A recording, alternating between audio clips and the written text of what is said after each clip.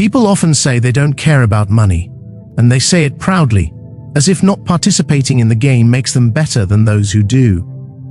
But most of the time, that statement isn't honest. What they usually mean is that money has already measured their position, and they didn't like what it showed them. Money doesn't insult or ridicule anyone. It simply reflects what the world is willing to exchange for your time, your skills, your decisions, your influence, and your usefulness. For many people, that reflection is painful. So instead of accepting it, they reject the mirror. They turn discomfort into morality. They convert disappointment into philosophy. They convince themselves that detachment is wisdom, when often it is just protection from disappointment. People don't hate money because it corrupts them. They hate it because it exposes them. It shows who has choices and who doesn't, who can wait and who must hurry, who negotiates and who settles, who speaks carefully because they are cautious, and who speaks carefully because they have no room to take risks. Money makes these differences visible, and visibility is dangerous to those who survive by illusion. That is why money is always surrounded by stories. Not neutral explanations, but emotional and moral narratives designed to soften what it reveals. We repeat that money doesn't matter, that it can't buy dignity, that it distracts from what truly counts. In a limited sense, these ideas feel comforting. But comfort is not truth. Comfort numbs. Reality is less poetic. Money does not define your value as a human being, but it absolutely decides how much resistance you will face in life. It decides how often you must ask for permission, how often you must accept disrespect, how often you must choose safety over strategy, and how often you must sacrifice long-term goals to survive short-term pressure. This is where many people misunderstand wealth. They think money is mainly about luxury, pleasure, or showing off. They assume the desire for it comes from greed or vanity. That is a shallow understanding of power. Serious wealth has never been about excess. It has always been about protection, time, distance, control over speed, control over exposure, control over risk. People who truly understand money rarely talk about it emotionally. They don't worship it and they don't condemn it. They treat it like fire or gravity, not moral forces, but laws. Ignore them and you suffer, understand them and you can use them without becoming obsessed. But society cannot teach this lesson openly to everyone. A world where every individual seeks leverage with full awareness would be unstable. Most systems depend on people behaving predictably, accepting limits, and not constantly questioning who benefits. So instead of banning wealth, society does something more effective. It teaches fear. Not fear of money itself, but fear of what money represents: ambition, difference, inequality, judgment. From childhood, people learn that wanting too much is risky, that standing out attracts criticism, that safety lives in moderation, and that ambition should be hidden behind humility. No law is needed. Social approval and disapproval enforce it, and it works. Most people do not fail because opportunity is absent. They fail because they hesitate when opportunity demands confidence. They hesitate not because they are incapable, but because success would force them to confront responsibility, expectations, and the uncomfortable idea that if they can rise now, maybe they could have risen before. So they make a psychological compromise. They claim they don't want power, yet resent those who have it. They praise simplicity, yet constantly track the advantages they lack. They criticize wealth while organizing their entire lives around financial limits. This way, they avoid the pain of striving, but accept the pain of restriction. Here is the truth few want to face. No one is neutral about money. Either you understand it and position yourself accordingly, or you misunderstand it and pay in quieter ways.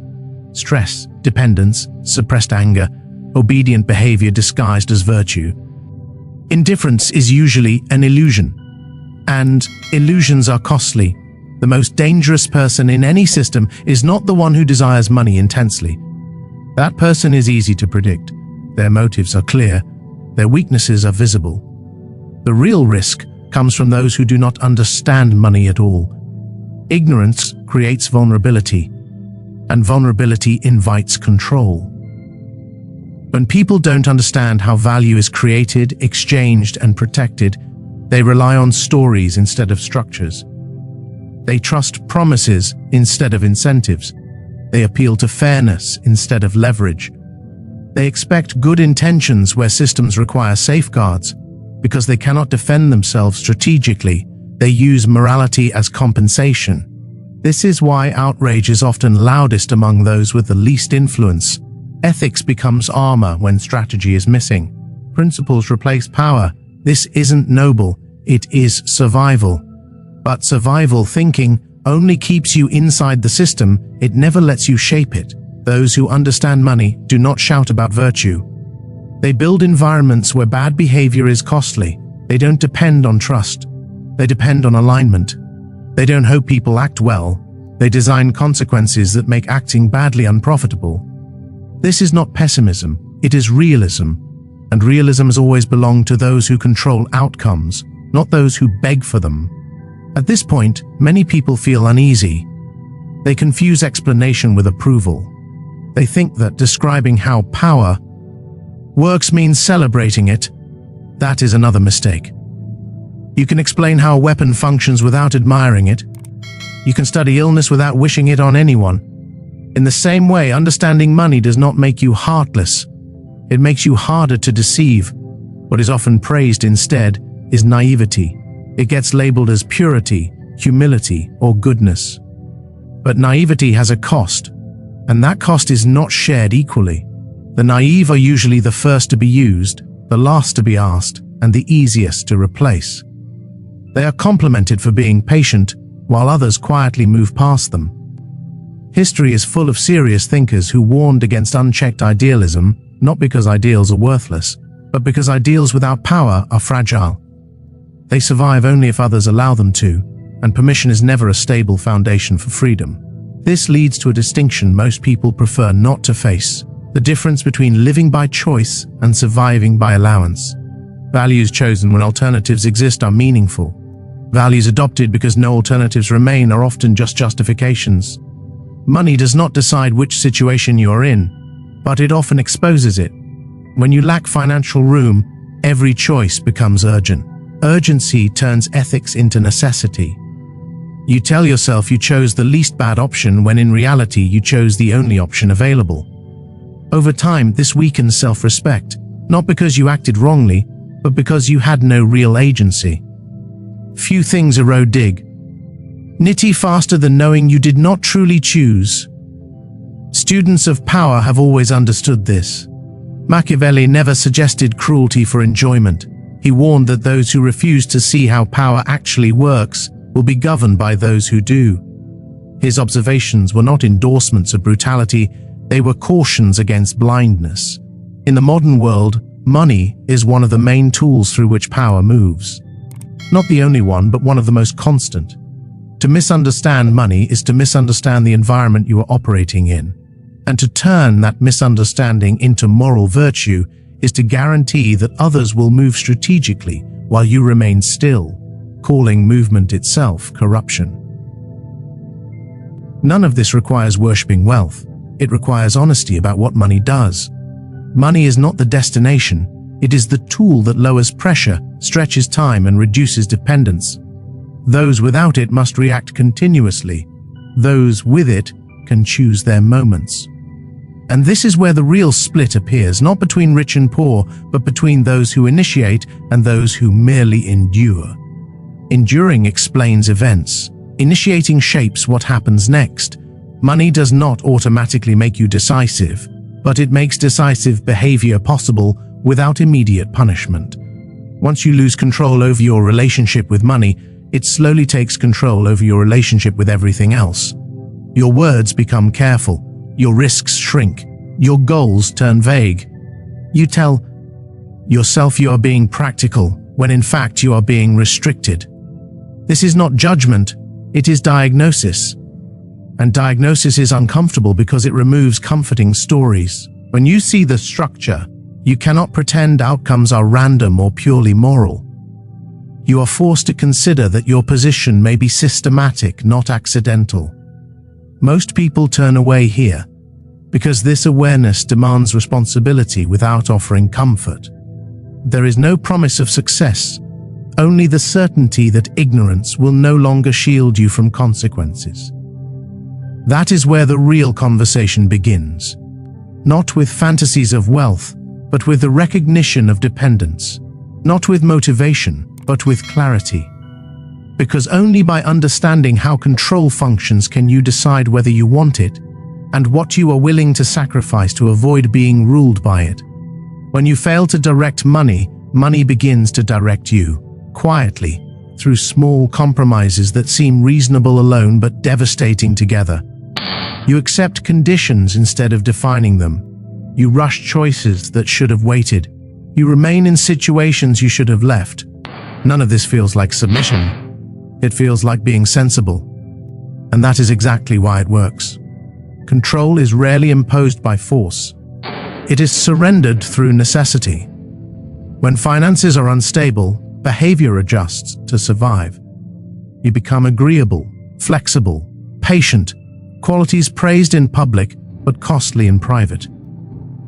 You are told these traits are virtuous, when in reality, they make you easier to manage. The system does not require you to be unethical. It only requires you to be dependent. Dependence reshapes thinking before it reshapes income. You start operating on shorter timelines. Tomorrow outweighs next year. Immediate relief becomes more important than long-term advantage. You choose certainty over leverage, even when certainty is expensive. And because pressure drives these decisions, you convince yourself they were freely chosen. This is how control becomes invisible. Many people think financial power is about piling up money, higher income, more assets, larger totals. That is a surface-level view. Accumulation without control is just motion, not strength.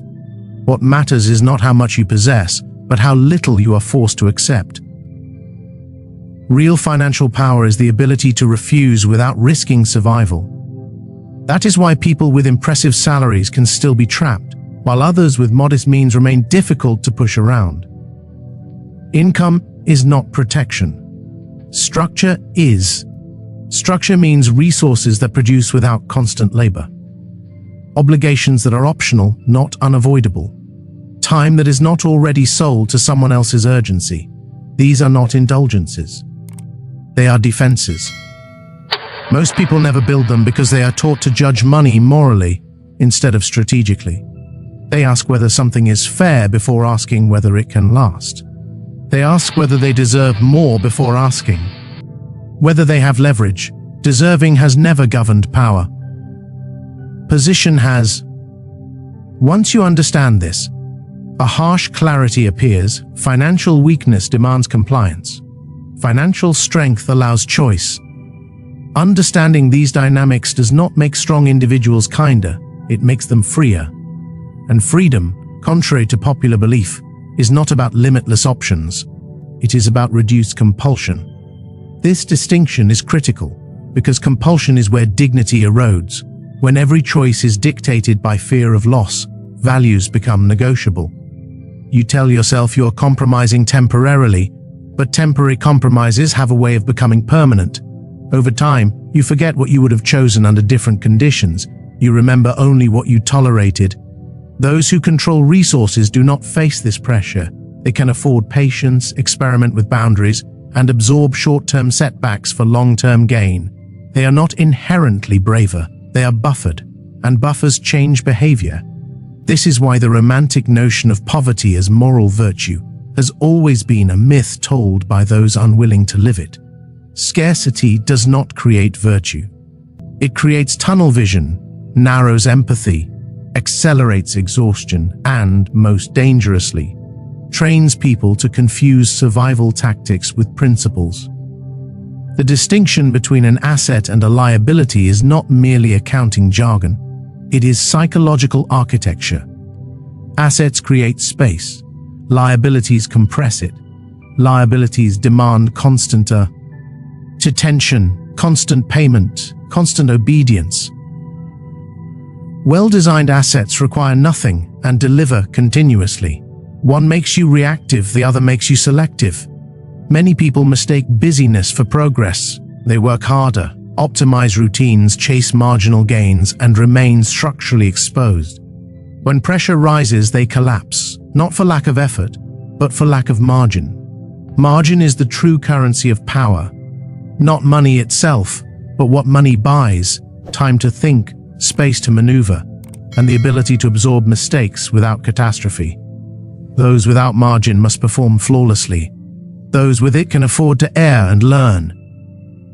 This leads to time, the resource everyone claims to value but almost no one protects. Time is not equal, it is stratified. The dependent spend it in fragmented increments. The powerful consolidate and defend it. One spends time reacting, the other spends it positioning. People often boast about being busy as if it were a badge of honor. In truth, busyness is evidence of poor leverage.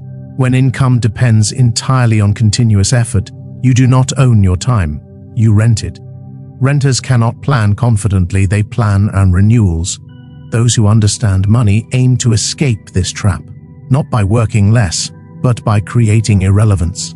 They design systems that operate without constant supervision. This is foresight, not laziness.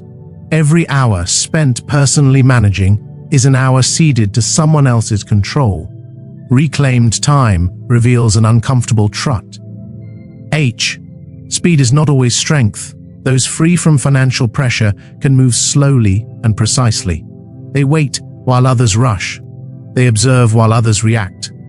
Because the world rewards outcomes, not effort, patience often looks like genius in hindsight.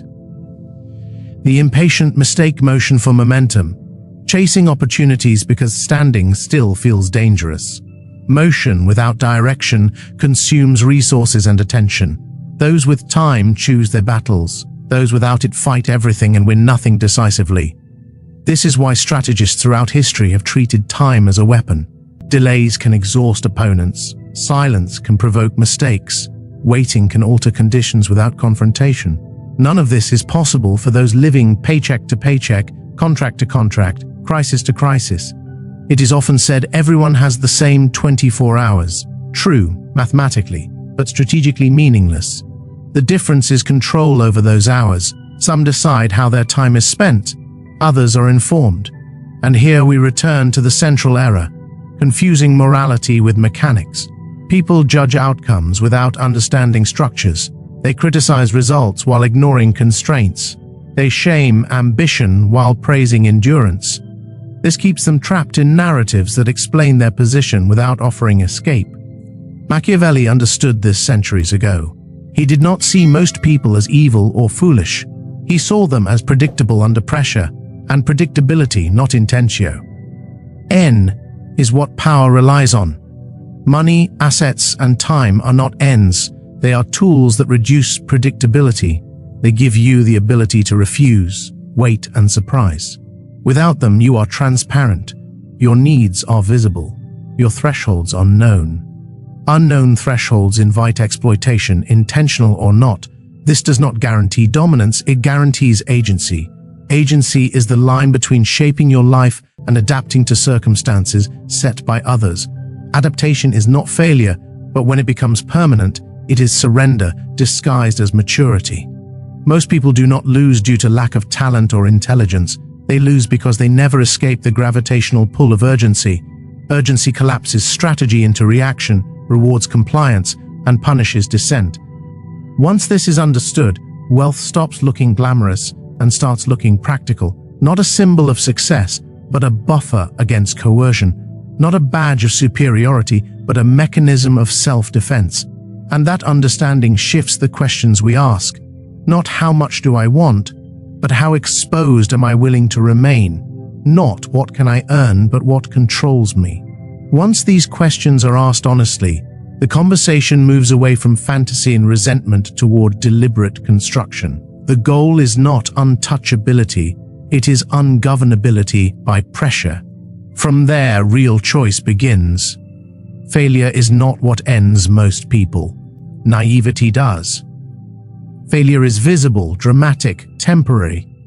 Naivety is quiet, respectable, lethal over time. May. It convinces people that good intentions will protect them, that fairness will intervene, that effort will be noticed. While they wait, others act.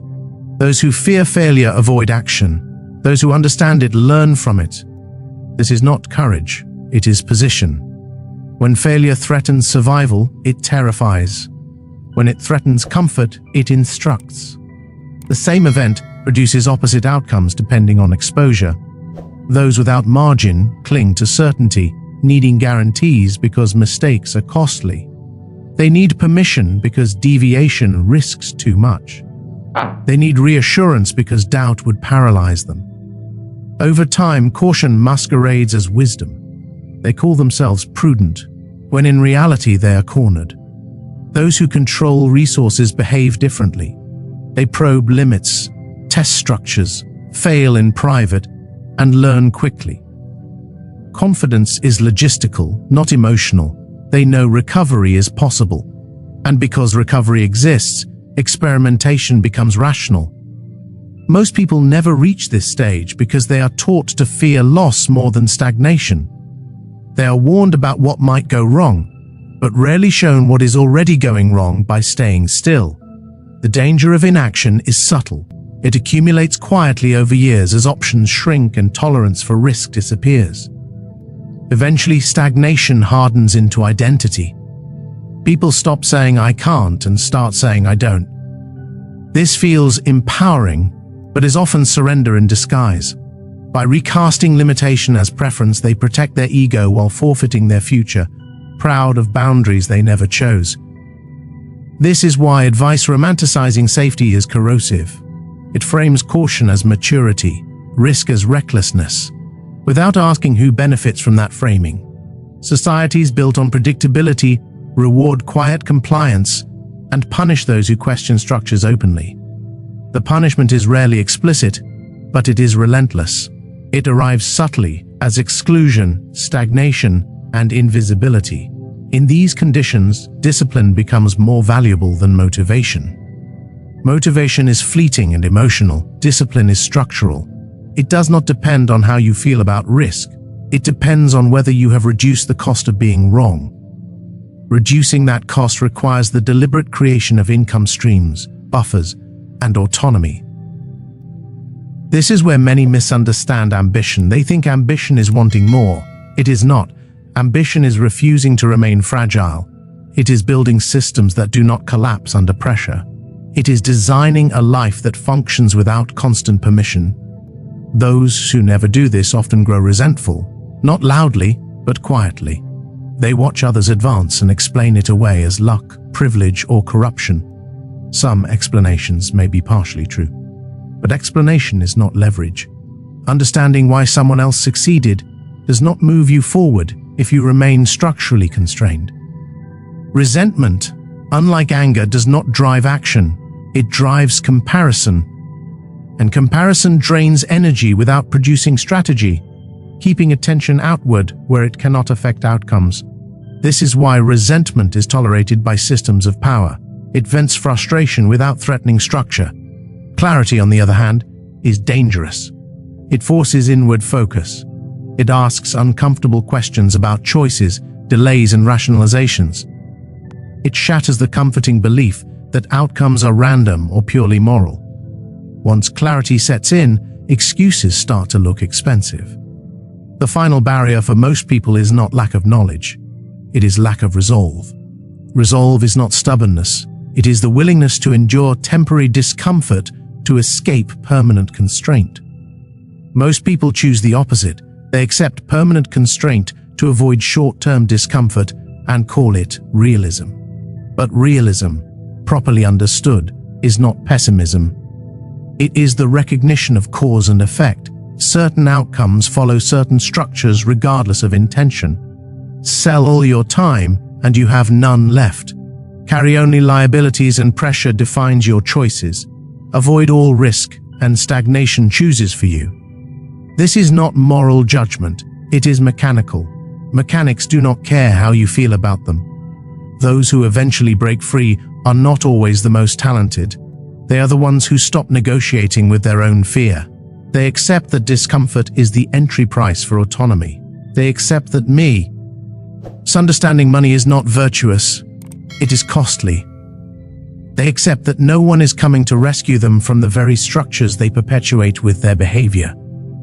At this stage, something shifts. The desire to impress fades, the need for validation weakens. External approval matters less than internal alignment. This is not enlightenment, it is efficiency. When survival no longer depends on being liked, decisions become cleaner. Clean decisions unsettle people. They are not emotional enough, do not signal loyalty, and do not convey submission. They operate on criteria rather than sentiment. Most people, accustomed to negotiating emotionally, find this unsettling. They call it cold, selfish, ruthless. What they are reacting to is independence. Independence does not mean isolation. It means interaction without coercion. Collaboration by choice, not necessity. Saying yes because it aligns, not because refusal would hurt.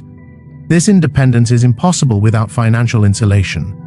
Here, the illusion collapses. Money does not corrupt character. It reveals it. The cruel become more visible. The disciplined become more effective. The uncertain are exposed.